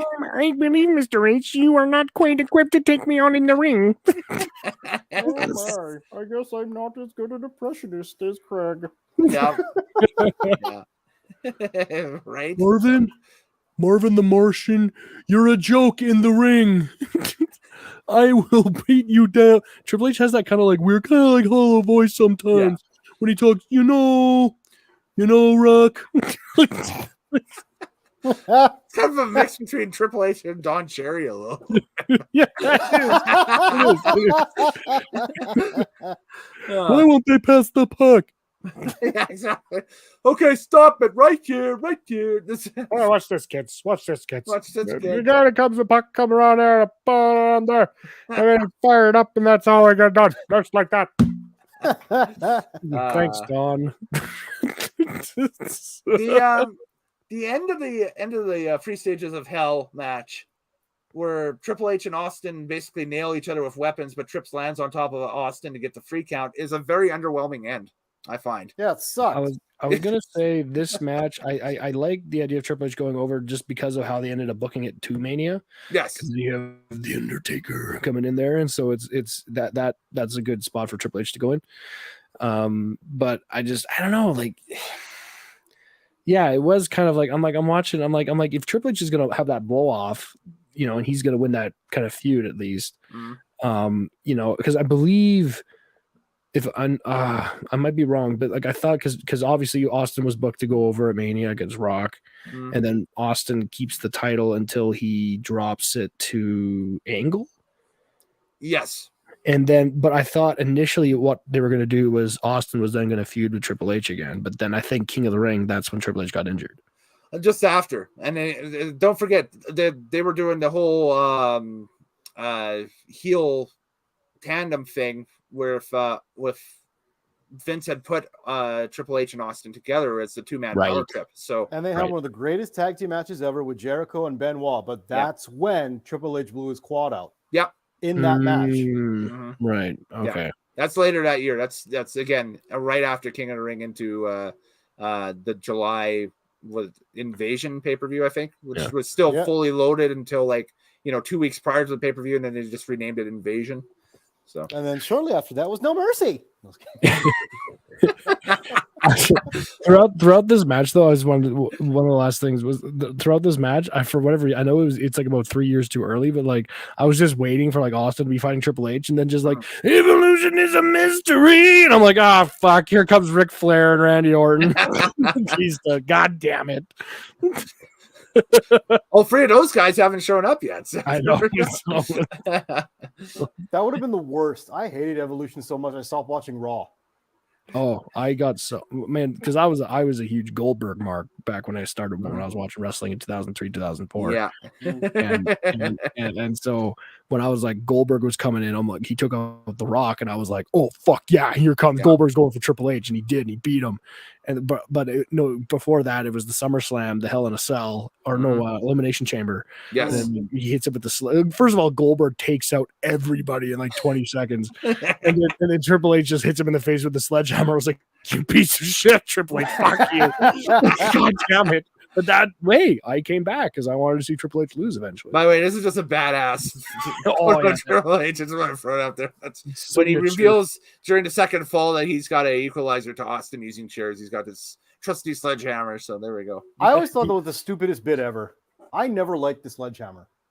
You had to give him something, though. I mean, a sledgehammer? The fuck is this? We were just talking about like Bugs Bunny and The Martian. Who is this? Peter Bugs Bunny shit. I was gonna say, Peter. Is this Genesis? Okay, Gabriel. God damn it. Your sledgehammer. That's my baseball walk-up music, by the way. Oh, nice. You don't get baseball walk-up music. Yes, I do. You have a ghetto blaster, don't you? Our team had a blaster, and that was my walk-up tune. Was the sledgehammer. Why don't you call my name? Is that the song that randomly has like a karate flute in it? Yeah. Yeah. I'm like, did they find every sound effect possible and just throw it in this song? Hey man, Peter Gabriel. They're missing the Wilhelm scream, but yeah, that'd be awesome. Yeah, they might as well throw it in there. So, anyway, post-match, Austin hits the stunner, and it just is like, okay, they blow off the feud. They're going separate ways because don't forget, this was the whole thing where they were claiming so many people was driving the Hummer, or not. That was WCW was driving the Hummer, and WWE was who ran over Austin at Survivor Series. I was done working with that big nose son of a bitch, and that was Rikishi who did it for The Rock, and then Triple H basically came out later and said, "No, Rikishi's just a dumbass. I Triple H's titties were rounder than Deborah's." Yeah, so that was that. But all right, and then go back to the announce booth. They're trying to get things back and reset up. And Jerry the King Lawler says he has to see the cat naked. All right. we have up next. And it is a bring down after what we've seen with the 3 stages of hell, which was, again, a superb match. Did Taz come out here? It's Taz. Yeah, Taz will come out, but it's Jerry the King Lawler with the Cat versus Right to Censor's Steven Richards. Yep. And the stipulations go as such. If Steven Richards beats Jerry the King Lawler, the Cat has to join Right to Censor. Yep. If Jerry the King Lawler beats Steven Richards, we get to see the Cat in the buff on the pay-per-view. Naked. In the ring. What a stupid concept. It's 2001. So that's my... So juxtaposed to whatever is happening in No Mercy at that point, which looks like it's Dudley Boys versus the Big Show and Tajiri for that the already tag team happened. championship. Okay, that already happened. And then Edge and Christian. By the way, I'm going to say this right now. Edge and Christian in the ladder match was better than Stone Cold and Triple H three Shades of the Hell. Wow. Yeah, okay. It was way better. Okay, right on. Cool. There we go. This one, Stevie Richards with Ivory versus Jerry the King Lawler with the Cat runs 5 minutes and 32 seconds. And yes, you're right. Taz does walk out for color. Because get a pop. The crowd went nuts for Taz. Yep. It's Taz. But man, the crowd went blocked for Taz. Like from Red Hook, Brooklyn. Yeah. Taz! No, hearing Fink's voice kind of warmed my heart watching this pay-per-view and the other one. And I don't know why. It sounds like wrestling when he's in the ring doing the announcing. Yep. So there we go. Cat, the finish of this thing is the Cat aims for Stevie Richards with a belt, but nails Lawler instead. The women's championship belt, because Ivory tries to use it in the ring or something like that to interfere. She drops it, and Cat grabs it, and then nails Lawler instead of Richards with the belt, and Richards gets the 1-2-3. And Right to Censor runs down, and they basically kidnap Cat and haul her off. This is it for the Cat. The Cat is no longer in WWF after this. And this is it for Jerry the King Lawler as well. Exactly. This is the last time we see Jerry the King Lawler on WWF TV until November of 2001, right after the Survivor Series. That's right. He follows his woman. Yes. Right to the XWF. Really? As for this match, yeah. By the way, you're right. This was the Dudley Boys versus Big Show and Tajiri on the No Mercy thing. In the bizarro world, No Mercy all of a sudden. Hey, you know what? I just found something very interesting. You know what the cover thing was for No Mercy 2001? Kurt Angle dancing. There. You see that? And what was the cover thing for for No Way Out 2001? Go ahead, show it. Show it, Mr. Nitro. Show it. I gotta add the over. I have to add the over. Hang on. I thought I had it. I don't. Just give me a second. Jeez. I want everyone to see. This is what No Mercy look like. Kurt Angle, the American flag. Kurt Angle dancing. There we go. There you go. Yes. So you can see how the bootleggers got it wrong, and so did I. Well, fair enough. We go right because I skipped this match. Yeah, we go right into the next match, which is the WWF Tag Team titles, but it's a triple threat tables match featuring Edge and Christian. Okay, the Dudley Boys. Yeah, they're the tag team champions. You expect them. Substituting for the Hardys here are Undertaker and Kane. You're damn right. Who is smoking what? What's being smoked here? I don't know. Because man, they come in and they're juggernauts. They make the rest of the tag team division look like they're just like it's just a bunch of jobbers. It's unreal. Yeah, I know. That's actually very true. They came in and dominated so hard. I don't know. Maybe it was just to give those middle card tag teams a little rub of the main event guys and be hey, let's put you on my platform and see what you can do. So this is the rare appearance of Biker Taker with the red Taker logo on his singlet. I think this is the only time he ever rocked that. So, but also, Biker Taker was just a redneck. Yes, and his voice wasn't Undertaker at all. They do a little backstage promo asking Undertaker, like, "You think we're here for the gold?" Yeah, we're here for boom time. But there's no gravel in his voice at all. He sounds like a country dude. Taker says it isn't about titles, it's about the big dogs running the yard. It's about the big dogs running around and showing everybody whose yard it is. Yes. Well, can I protest that a little bit? Then 20 years later, we had the big dog. Go on. I think that version of Undertaker, I think he was just trying to switch up the character. Because I mean, to be honest, you could only like walk to the ring like this for so many years and sound like this. Rest in peace. And they burned it to the ground too with the ministry and that stuff in '99. Yeah, so, I mean, and then like that was the whole other kind of take on it. And then I think at this point, Mark Calloway was just like, "I'm just gonna be me from Houston." Sure. Like just be a redneck from Texas. Let him do it, so good on him. But then 2 years later, he realized, oh shit, the Undertaker character is evergreen, and I can use it anywhere, and it's gonna get over and be over and never go stale. Yes. But I think this was great. I mean, you have to think. I'm trying to think of it from the entertainer's perspective. I'm trying to think of it from Mark's perspective because he probably was like, I want to switch it up.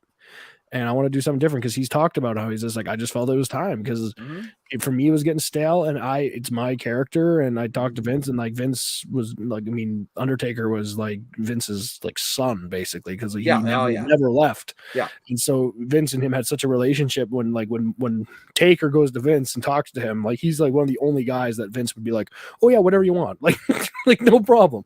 But he's like, he wanted to do this. And like, if anything, the only thing I didn't like about Biker Taker is that it made Kane seem a little more like just like a dude in a mask instead of like Frankenstein's monster. Yeah. That's a huge setback. Yeah. But I mean, I love this version of Kane too, because like he's still the big red monster and like he can still come out as a single star and everything like that. And I just think this was such a great thing. And that when Taker did come back in 2004 as the Dead Man, that was my favorite pay-per-view was WrestleMania 20 when I watched wrestling as a kid, because when he came back as the Dead Man, so that was just unreal. So I don't know. I think it's fine that the Undertaker wasn't the gravelly voiced, roll the eyes back, because that's not, it's you know, the Undertaker became mortal, and it sets up that perfect storyline of Kane taking the mask off and becoming the monster. And my brother was a fraud. That ruined him. Yeah, Kane should have never taken off the mask. That ruined him. Yeah, I thought it ruined the character. He just became some bald, tall guy. And Undertaker being Biker Taker next to Kane is hilarious. It's hilarious because it's like, that's my brother Kane. He still shoots fire out of his ass. You know, I used to dabble in satanic arts and have lightning and shit, but now I just ride my bike. I just ride my bike wherever I go, and my brother Kane still wears a mask, still shoots fire out of his ass. Did you guys like the Limp Bizkit rolling all of a sudden for Taker? That was his theme song. The dong again, biker theme song. Biker. Well, it was him or Kid Rock. American Badass, I think, is kind of the dark people. It was the same shit. Yeah, well, it's new metal. New metal is new metal, but it don't matter. It was this. It wasn't the Undertaker's funeral march. No, it was just some rock shit while he drove a bike to the ring, while his brother can walk and shoot fire later. but the best Biker Taker theme is yet to come, of course, in 2002, where the Jim Johnston, you're going to pay. You've gone now. You're gonna make a big mistake. Exactly. That is a great tune. Kicking assholes' ass. I love it. It's almost. I always imagine that song if you walk into a pool hall and you're just the top dog, main shit. Yeah. The only song that's the only like better blues song for a WWE theme has to be the newer Big Show one. Oh, Big Show Part 2? It just starts off with the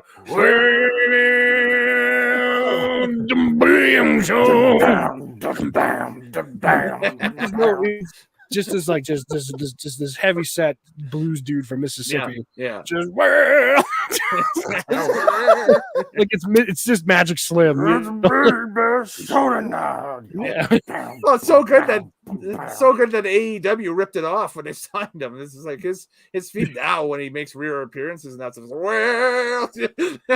I still want it to be well, it's Paul White. He used to be the big man show tonight.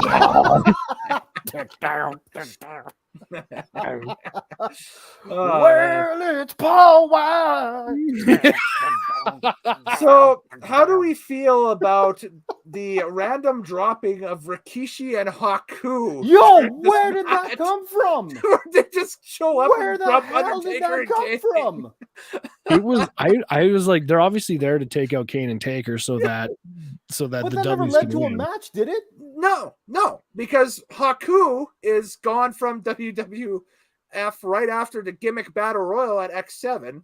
Yeah. Rikishi isn't used at all at X7, I don't think. He might have done something with Too Cool. No, I'm going to just Google WrestleMania X7 now and just make sure I didn't just put my foot in my mouth, and we'll see. Foot in the mouth. Foot in the mouth disease. Let's see. Was Rikishi on this card at all? I don't see him at all. Nope. Wasn't even in the gimmick battle royal. Haku was, but there we go. That's so weird for those two to come down. I'm like, what the hell are they doing here? So yeah, it's just a random dropping of Rikishi and Haku to take out Undertaker and Kane to allow the Dudleys to hit 3D on Christian through the table to get the 1-2-3 and to retain the belts. Out of everything that is in this match and whatever, and after Undertaker and Kane just basically make Edge and Christian and the Dudleys look like jobbers for about 10 minutes of the thing. Mm-hmm. The Dudleys walk out with the belts and sets up one of the most iconic matches in WWF history at the next pay-per-view with the TLC with Hardys and Edge and Christian. How different is the card if we get Haku and Rikishi versus Undertaker and Kane at WrestleMania X7? Oh, man. I would love to see Haku and Kane just like two beasts. Yeah. Haku, he doesn't even know it's a match. Haku's just trying to kill him. Just like, and Kane's like, shit. But he's trying choke slam the hell. Do we get the mask off of Kane and shit? Oh yeah. Do we dig Haku's hair and outfit selection at this point? Hell yeah. Yeah, he's going for that wild Samoan look. Yeah, exactly. Like, it's got the afro that's like famous the kids are gonna be. Yeah. That's what I kept thinking. Yeah. Man. And over at No Mercy, we have The Undertaker against Booker T. That's right. It's The Undertaker versus Booker T. And how was that match, T? As all Booker T matches, after the entrances, you kind of tail off. Yeah. Hulk Hogan, we're coming for you. Don't you dare. Don't get us stopped. I wasn't going to finish that one. Enough people already have trouble finding a channel as it is. I just like how when he does that promo and he says it afterwards, you see Booker T visibly go like, yeah. God damn it. And Sherry's corpsing in the background. Yes. Let's hit the next match, shall we?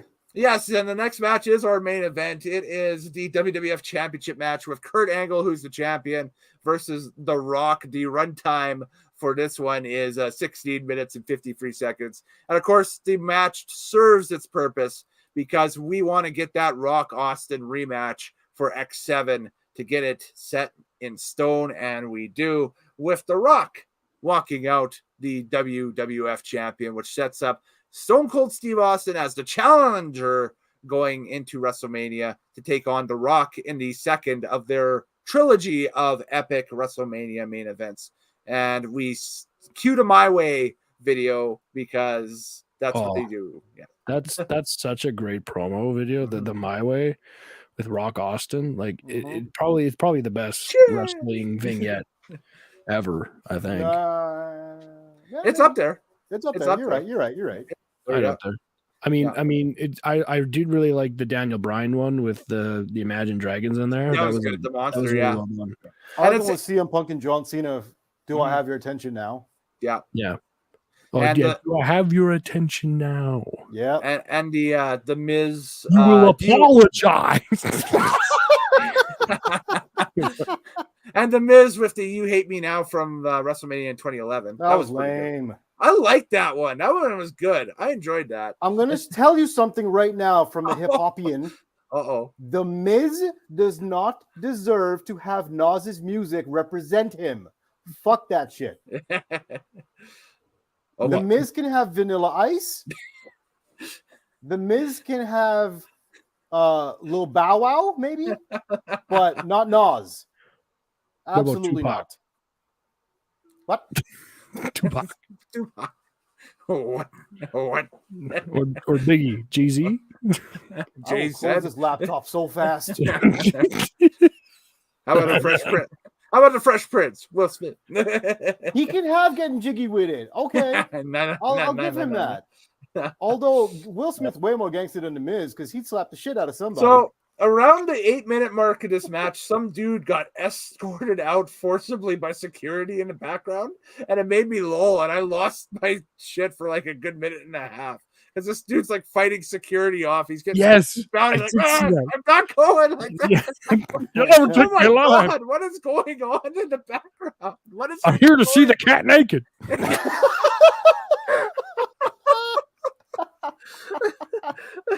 It distracted me. I was like, oh man, what is his story? And he's going to a jail in Vegas, which is, just that's incredible reality TV as it is. That's going to be full of interesting people. Yeah, no kidding. Holding cell in Vegas. Yeah.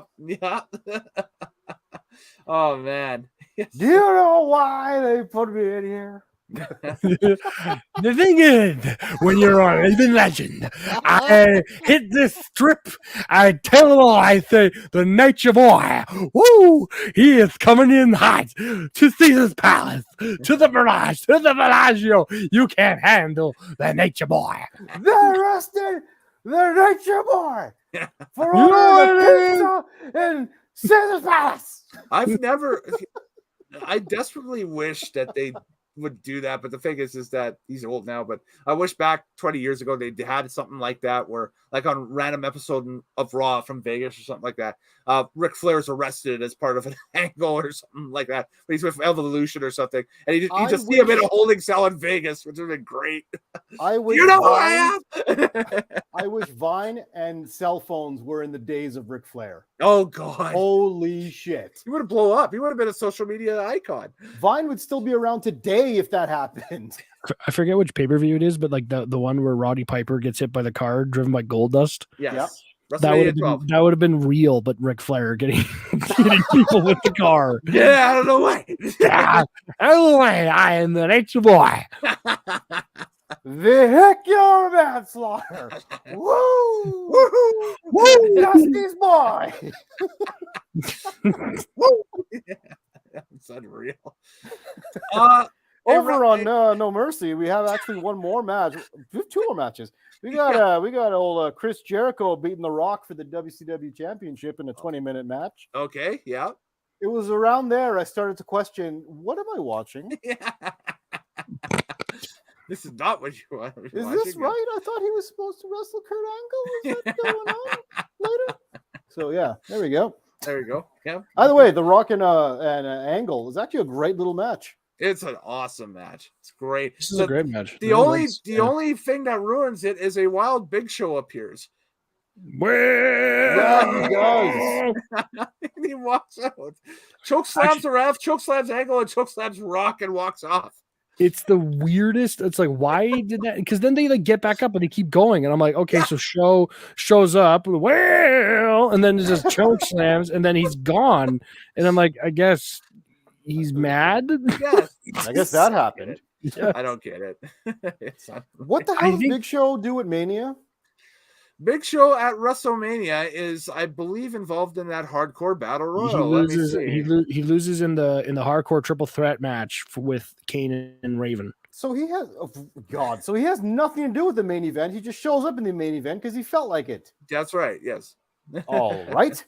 I think Kane defeats Raven and Big Show for the hardcore championship in 9 minutes and 28 seconds. And there's appearances by Taz and Perry Saturn and the rest of the hardcore division throughout it. So I think Vince was like, and I think he was doing this with Big Show a little bit. I think he was trying to channel some of that, like no matter when Andre came out for matches. I mean, especially because like Andre later in his career was like the pain he was in. Like he could only go out for his match. He couldn't do a run in. Yeah, like he would go out there. We've discussed this before on the channel. Yeah, it's not happening. I realize that. I learned the hard way. Andre the Giant in a mask. Just bulldozing through the crowd at Madison Square Garden to run in. What if Andre runs in like you would? Who would know? Who is this giant man? Who is that? Who could that possibly be? This man is your accomplice. Yeah. No, but but like having Andre, I think Vince was trying to channel that like absolute monster energy where it's like it doesn't matter when Andre could come out and choke slam Hogan and Macho Man in the middle of a match. What's the point if you're not even close to the main event? I think that's the thing is like maybe it was a storyline. Maybe it was a storyline that they were trying. It's one of the maybe it's one of those behind the scenes like we just will never know. But maybe they're just trying to get him in there and then no, it didn't work. They abandoned it. Maybe. Speaking of something that we'll never know and I don't quite know about because you both saw it. Do you think they flubbed the ending? What happens is The Rock hits the rock bottom onto Kurt Angle. Yeah. He does the people's elbow. Yeah. The referee goes 1, 2, and then stops. But Angle doesn't kick. He doesn't get the shoulder up at all. So the referee just kind of stopped the count as if he kicked out. But he didn't. So the Rock has to pick him up, give him one more rock bottom, then pin him 1, 2, 3. Do you think that was a flub? I was distracted by Viewer's Choice throwing their stupid "you're now watching Viewer's Choice" pay-per-view scroll at the bottom when they went for the free count. I was like, oh, that's unfortunate. So I had to go back and rewatch the finish of the match again. And when I watched it for the second time, yes, I could see that might have been a flub. Yeah, I could see that being making the argument for that was a botch, even though it hasn't been admitted as such by anybody, basically. But it makes me wonder if it was a botch. Where was the botch? It's a little disjointed. Yes. Yeah. Did Angle not get the shoulder up when he was supposed to? Oh, maybe. Yeah. Or maybe the referee fucked it up. And after the match, Kurt Angle came to the back and was like, "Where's that referee? He was trying to fuck on me."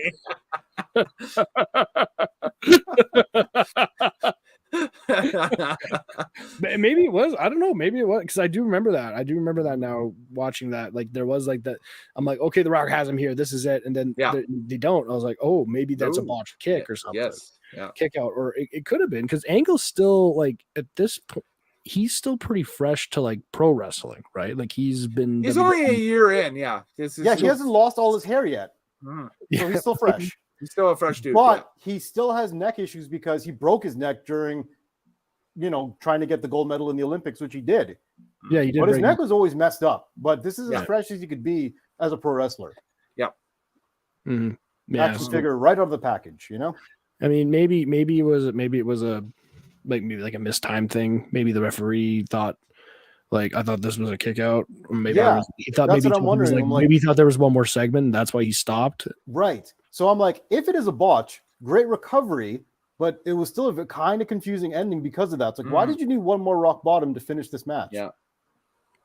I thought they were going to go into like the whole Japanese thing where you keep hitting your finisher and they keep kicking out and he gets frustrated. He doesn't know what to do. Yeah, but that's still 10 years down the road. That's not in vogue yet. So. Exactly.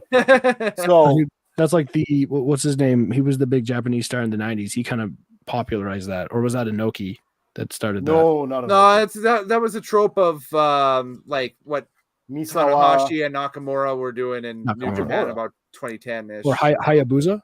Hayabusa, not so much. No. I thought it was more like that mid-90s period where it's like Kawada, Misawa, Kobashi. Kobashi. Who the hell is the fourth guy? There's always a fourth. Yeah, the 4 pillars. It is. So you named off Kobashi, Misawa, Akira Taue. Is that it? Evil? Would you just say? Not evil. They all had a tag team match once, and it was excellent. But I just don't remember the fourth guy's Akira name. Taue was the person I. Taue. Yeah. Yes. Taue. Yeah. Okay. Yeah, they were the 4 pillars. If anybody, they're the OG 4 pillars. Yes, they're the original 4 pillars, which is the original big 4 thing pillars. that AEW does now with the 4 young pillars. The 4 young pillars of AEW now: Jungle Boy, Sammy Guevara, Darby Allin, and MJF. Yeah, which is horseshit compared to the real 4 pillars of Japan. Shit. Yeah. Imagine if you could do a dream fantasy match of the 4 pillars versus the 4 horsemen. Ooh. Holy shit, that would have been all right. What a match! Where were you? Where was this idea when you were booking the dream cards? Yes. Oh my god. We were in WWE. Totally would have been in the dream. Oh, that's right. We were limited to right. WWE with that. WWE. Yeah. Maybe we should revisit that and just the entire We have to revisit that because you did yours wrong. I did, didn't I? Yes, you did. I'm glad you finally admit it. You did it wrong. Well, I lost the voting. We're talking the guy who won the voting's below us. So there we go. Like Michael Jackson, you do it wrong. You do it wrong. You do it wrong. You do it wrong. So fans like Fraser's were. Boom. Well, actually, I'm gonna go different than Adam Cole. I'm gonna be bang. The pop gun. All right. Well, speaking of which, of the boom bang and doing the wrong thing on purpose, the final match of No Mercy, we have Stone Cold versus Kurt Angle versus Rob Van Dam. And Rob Van Dam didn't have his theme song yet, so it was a Please Don't Sue Us Pantera version of Walk. Oh, wow. Okay. Dun, dun, dun, dun. Right. See, that's the Pantera version. Now, the WWF version, so they don't get sued, was yes. And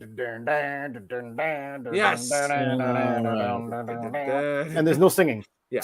No, not yet. There's no one of a kind, dude. Yeah. The one of a kind didn't come up yet. Walk on, punk. Respect. Walk. That was a great theme song in ECW for him, man. That was so great. All right. Well, out of 10, and you can give us your rating out of 10 for No Mercy since you won.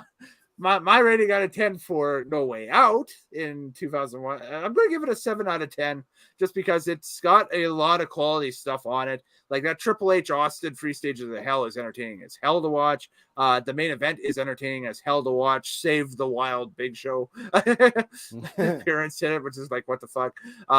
That's fun. Trish and Steph is fun to watch because if you haven't seen it in a while, like I haven't, you kind of are pleasantly surprised on how good it is. If you're throwing that in there, I'm throwing in the triple threat table match too, because that was a fun watch. That was a fun watch, yes.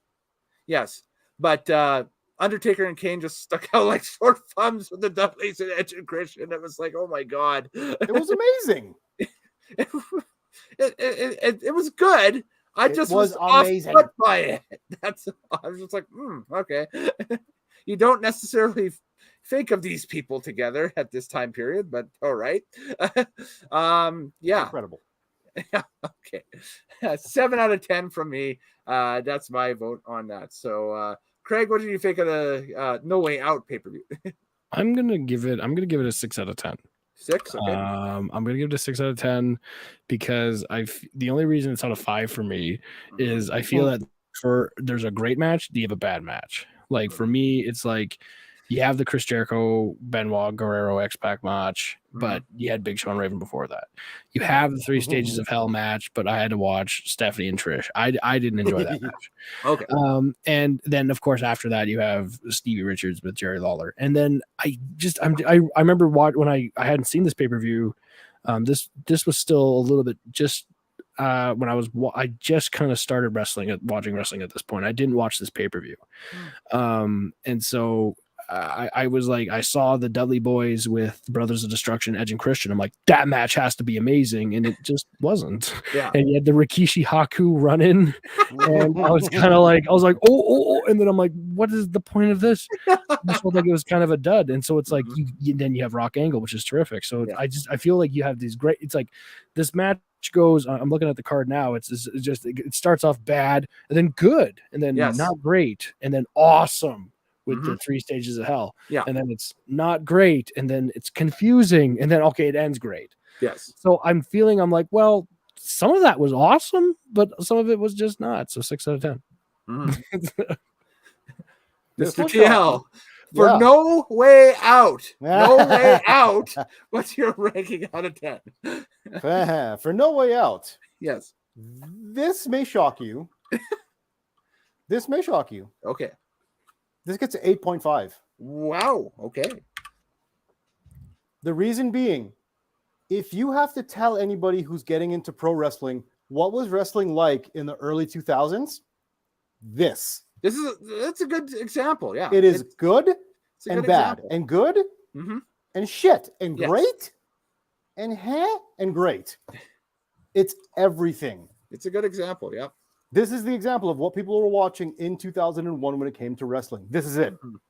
You have 3 amazing matches that needed to have crappier stuff underneath to have the fans ready for it. Yeah. There's a huge thing that I noticed as well with the audience in this pay-per-view.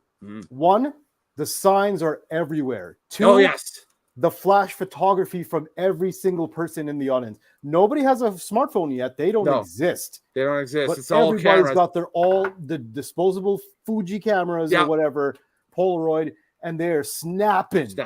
Yeah.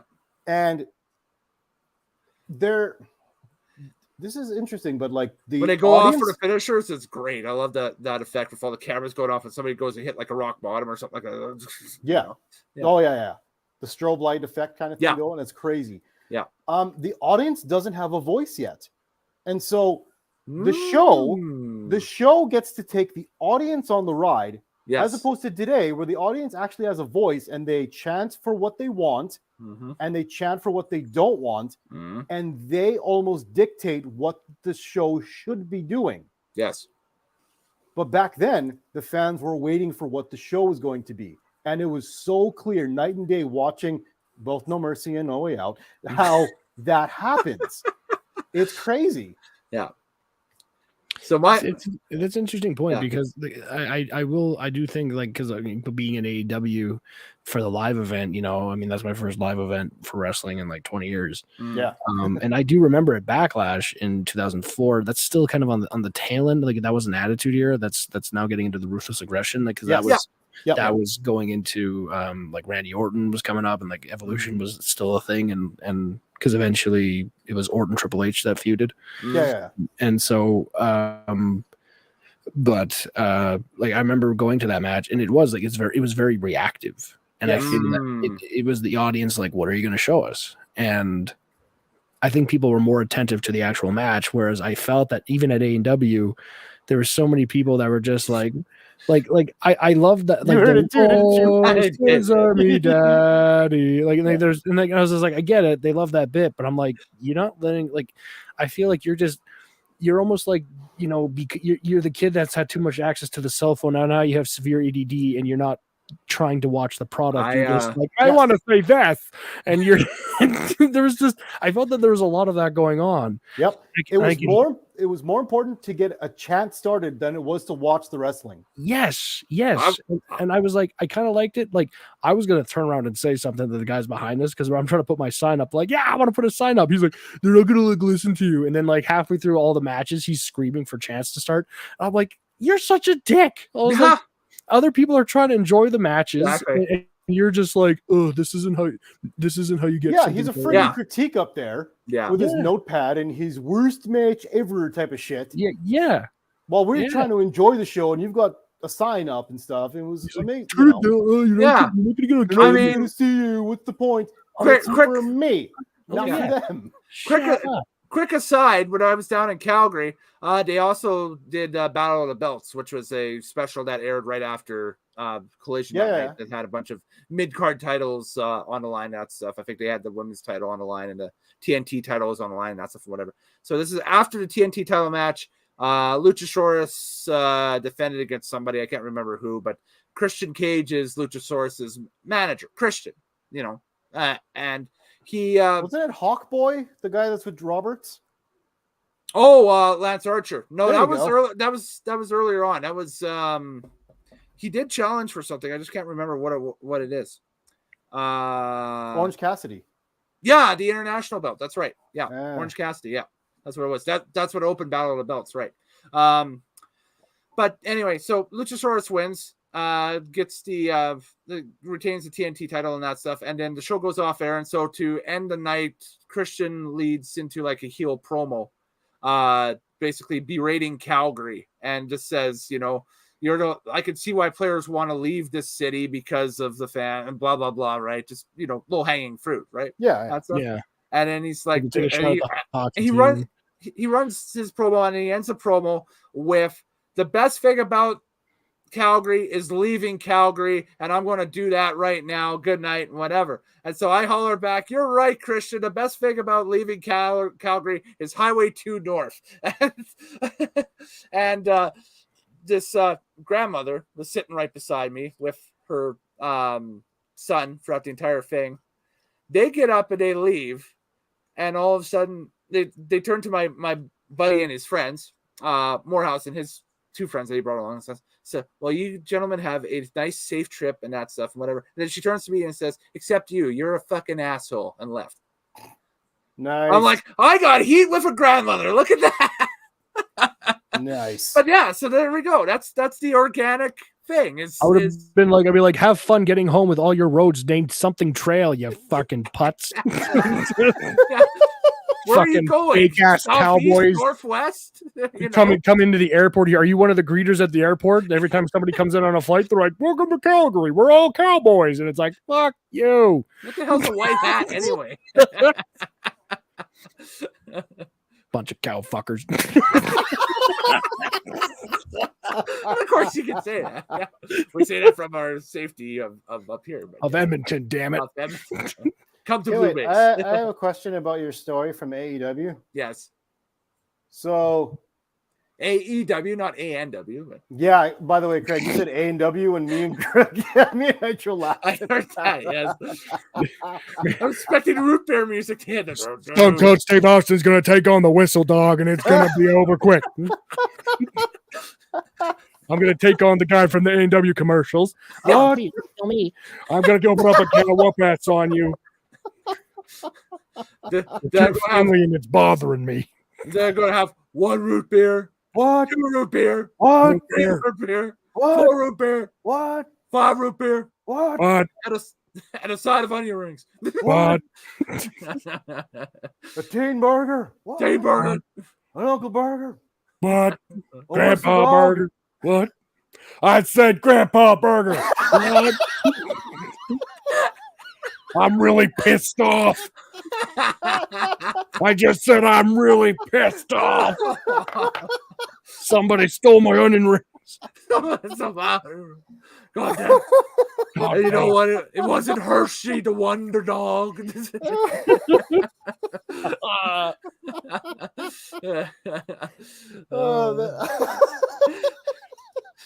Yo, that Grandpa Burger some bitch owner Burger King. Oh man, that Grandpa Burger bit killed me. I'm gonna stun the hell out of Rudy the root beer, and that's the bottom line. Stone Cold said so.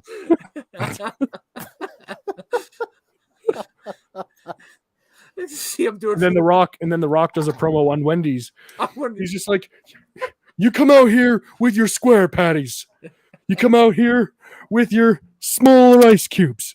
You come out here looking like a big fat bowl of Fruity Pebbles. Sir, this is a Wendy's. We don't serve Fruity Pebbles. It doesn't matter what you serve. You think you impress The Rock with your baked potato?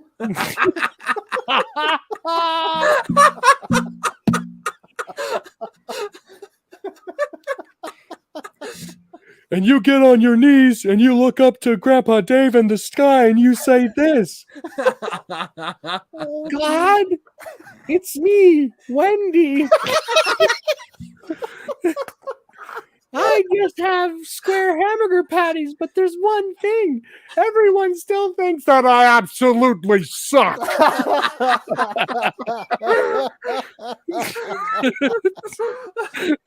And then Dave himself opened the skies and said to you, Cindy, my name's what? It doesn't matter what your name is. I thought you were going to make like an old-fashioned joke.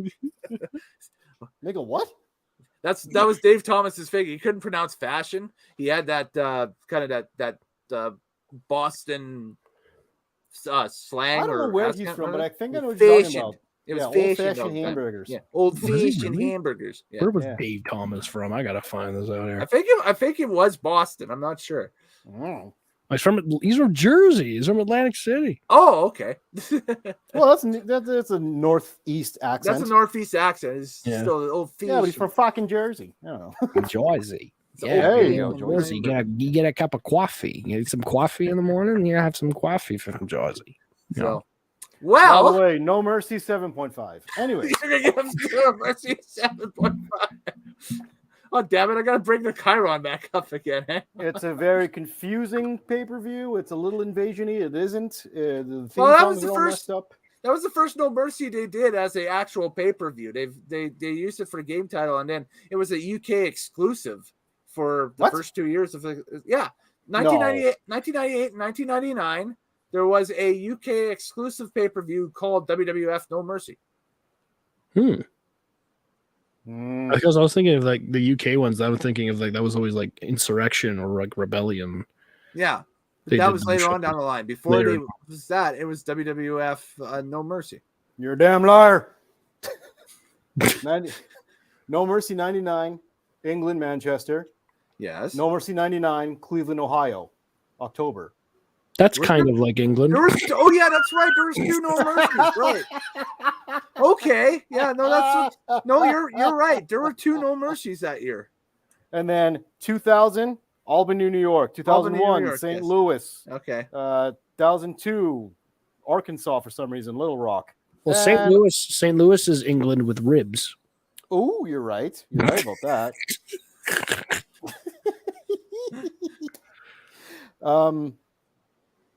Yeah, No Mercy actually took a break after 2017 in LA, the Staples Center. Yeah. Now it's an NXT pay-per-view. Don't know what province of England that is. And then coming up September 30th this year, it'll be NXT No Mercy. Yes, I see that. Yeah. So they stopped No Mercy for a little bit.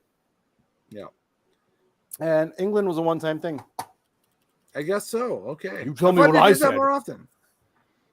I always thought they did like they usually do like the same pay-per-views for every month.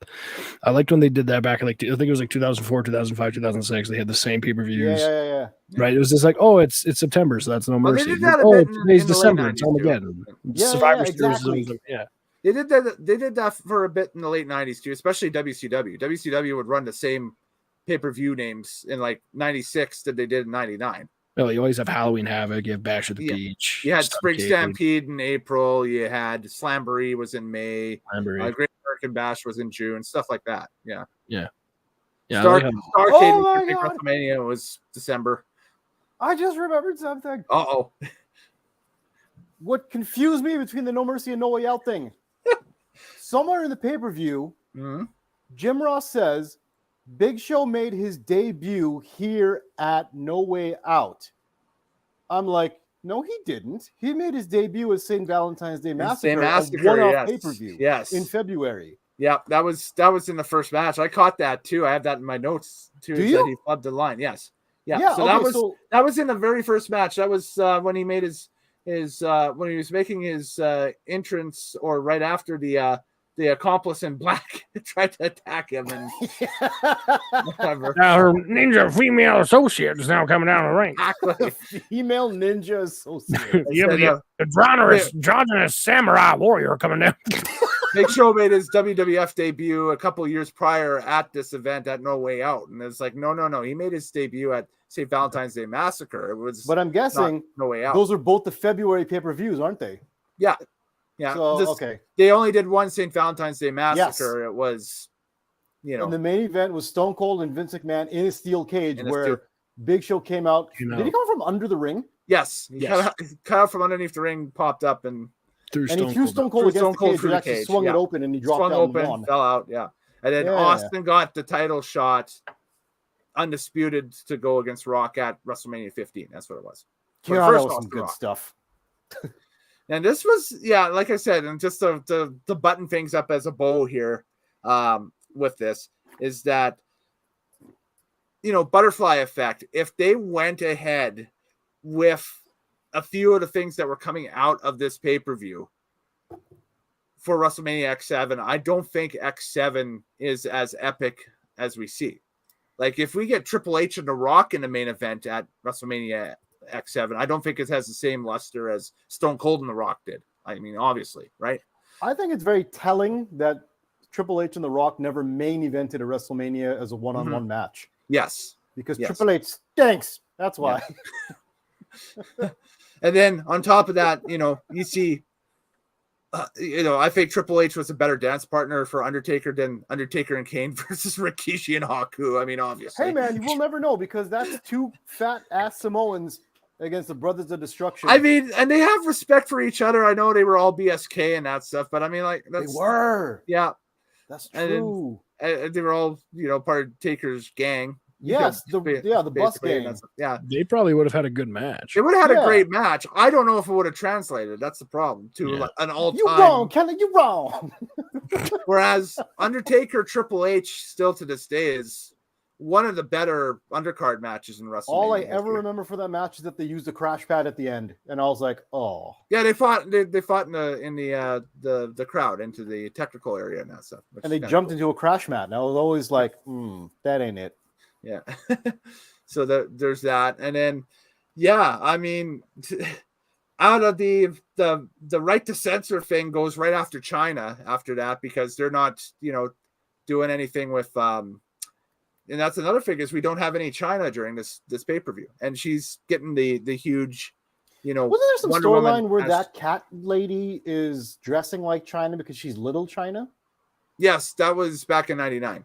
Oh, wow. That's a while ago. Okay. Yeah. And then they, right after this, when Kat and Jerry Lawler leave the WWF,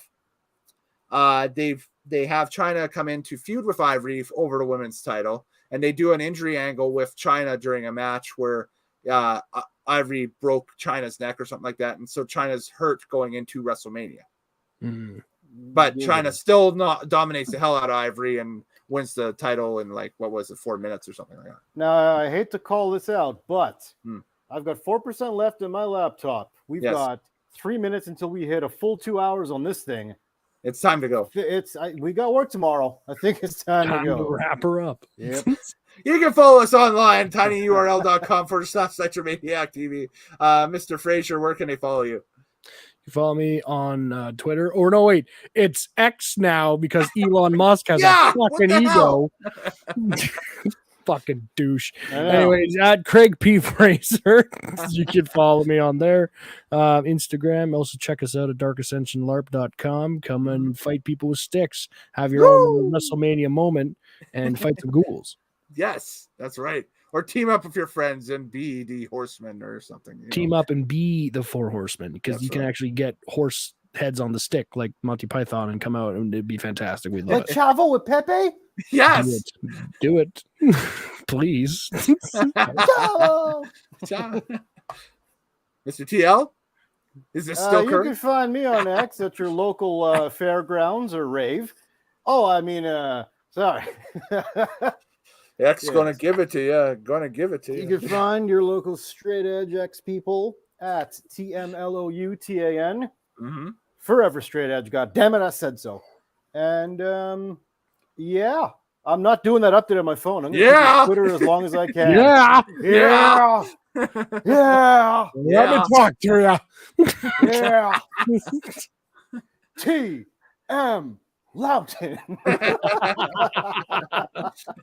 You can follow me wherever at Kellen Nitro. I will end the pay-per-view by saying this. We've gone through the rotation now almost a second time. So the next time we do a classic Nitro Steak Live, it will be Mr. CraigPFraser's choice.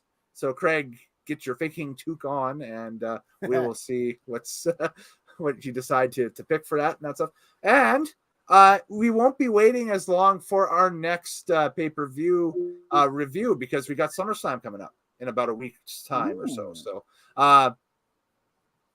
Mr. TL, be ready. That's all I have to say. Sounds like I'm hosting. Well, here's the thing: is that I'm going to be kind of out of town-ish that weekend. But if we want to get together, say Monday night after Raw and chew it up, we could. Or Friday, after. Or even the Friday after, too. Yeah. Ooh. Because then we can watch that show on Stars called Heels about wrestling, because it'll be episode 2 or 3 at that point. Ladies and gentlemen, stay tuned. We will make the announcement on when the SummerSlam review stream will be. But Giggity. Okay, there we go. But anyways, that's it for us here at Nitro Maniac TV's Wrestling Unlimited. Do take care. Happy wrestling, watching. And just because this is tradition now. Hello. Jesus, never gets old. The thing that gets me is now looking at it. Look at me, Gene's mic placement. Or Sherry's hand placement. Yes, exactly.